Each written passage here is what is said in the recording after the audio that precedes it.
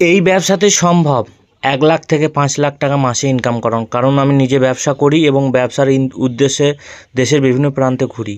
আজকে ঘুরতে ঘুরতে চলে এসেছি মেঘালয়। যারা আগের ভিডিওটি দেখোনি, আই বটনের লিঙ্ক পেয়ে যাবে।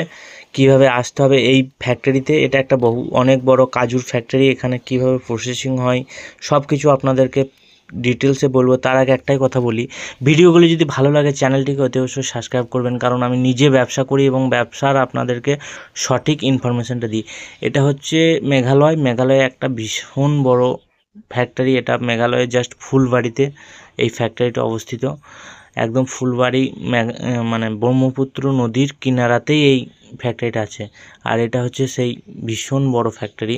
আর এই যে প্রথমেই দেখলেন ওই দিদিভাই কাজুগুলো শুকাচ্ছিল রোদে, শুকানোর পর এই ফ্যাক্টরিতে নিয়ে আসা হচ্ছে। এগুলো সব কাজু এরকমভাবে লোড করা আছে। এবার একটা একটা করে আমি আপনাদেরকে প্রসেস কীভাবে কাজু তৈরি হচ্ছে আপনাদেরকে বলবো। তো প্রথমে এই যে মেশিনটা লাগানো ছিল, ভিডিওটা আমি ঠিকভাবে বানাইতে পারিনি, কারণ আমি ব্যবসার উদ্দেশ্যে গেছিলাম তো মাল কেনার জন্য।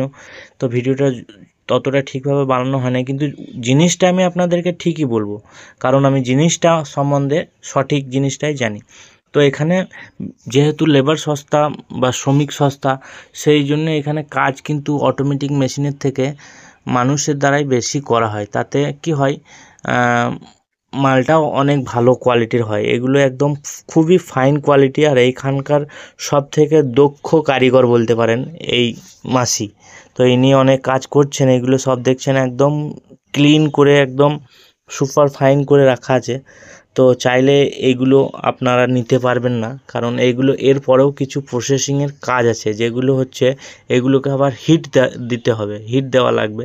এবং এগুলো আরও আস্তে আস্তে এর থেকে আরও অনেক কিছু, এর আগেরও কিছু কাজ আছে যেগুলো আগে দিদিভাইরা কাজ করছে, আমি আপনাদেরকে দেখাবো যাতে করে আপনারা পুরো জিনিসটা জানতে পারেন। এবং এখানে আরও একটা জিনিস বলবো, এর কাজুর ছিলকা দিয়ে এমন একটা জিনিস তৈরি হয় যেটা আমারও নিজের আগের হয় জানা ছিল না।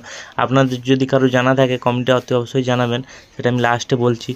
কাজুর মেশিন থেকে ছিলকা ছাড়ানোর পর অনেক কাজু ভেঙে যায়, আর সেই ভেঙে যাওয়া কাজুগুলোকেই এইগুলো দিদি ঝাড়াই করছে। এগুলো আবার কাজুর যে অয়েল হয় সেই অয়েল তৈরি হবে, এবং যে বাকি যেটা থাকছে সেটা, এই জিনিসটার কি কাজ হয় এটা আমি আপনাদেরকে ভিডিও লাস্টে বলবো। এটা কাজুর ছিলকা, খুবই কাজের জিনিস, আমার নিজেরই জানা ছিল না।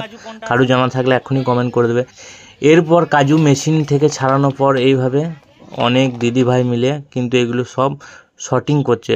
আর ওই যে মাসি আপনারা আগে দেখলেন, ও ফাইনাল টাচ দেয়। ওর পরে হিট চেম্বারে নিয়ে গিয়ে এইগুলোকে আর একবার হিট দিয়ে, মানে যে কাজুটা আমরা খাই কুড়মুড়ে ভাবটা লাগে, এখন কিন্তু এটা একদম নরম। এটা সেই কুড়মুড়ে ভাবটা আনার জন্য এটাকে আবার মেশিনে হিট দেওয়া লাগবে, আর তারপরেই প্যাকেজিংয়ের জন্য রেডি হয়ে যাবে। আর এখানে দেখুন অনেকজন কাজ করছে, এইভাবেই কাজুরই কাজ হচ্ছে। কাজু বিভিন্ন রকমভাবে বাছাই চলছে। তো এনাদের এটাই কাজ। এখানে ভালো খারাপ দেখুন সব রকম মিক্স আছে। এই দেখুন এইগুলো সব ছাঁটাই করে দেবে একজন, তারপরে আপনার ছোট বড় সাইজ একজন বাছাই করবে, জেইচ মানে 2 পিস একজন বাছাই করবে, 4 পিস একজন বাছাই করবে, এরকম ছিলকা লাগাগুলো একজন ছিলকা ছাড়াবে।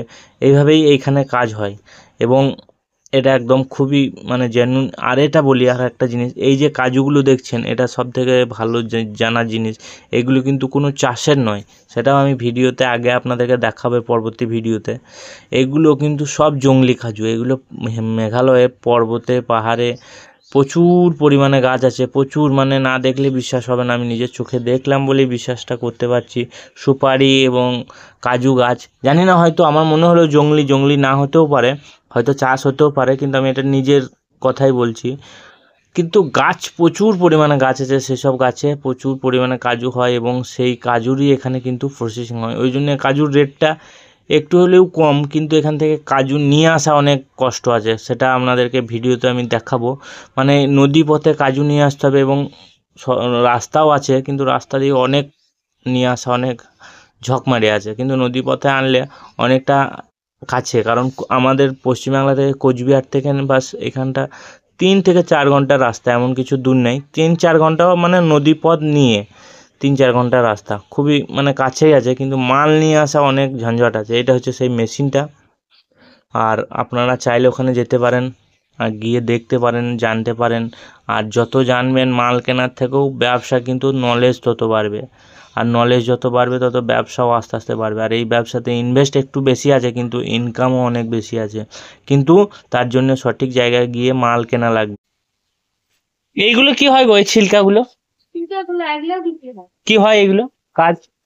যেমন কি বানায় ঘরে নিয়ে যায় কাপড় বুঝলেন, কালার রং বানায়, রং বানায়, ওহো, কাপড় বানায়, রং করে কালার। কার কার জানা ছিল কমেন্টে জানাবে, এবং ভিডিও ভালো লাগলে অবশ্যই চ্যানেলটিকে সাবস্ক্রাইব করবেন, কারণ জেনুইন ইনফরমেশন আমি দিতে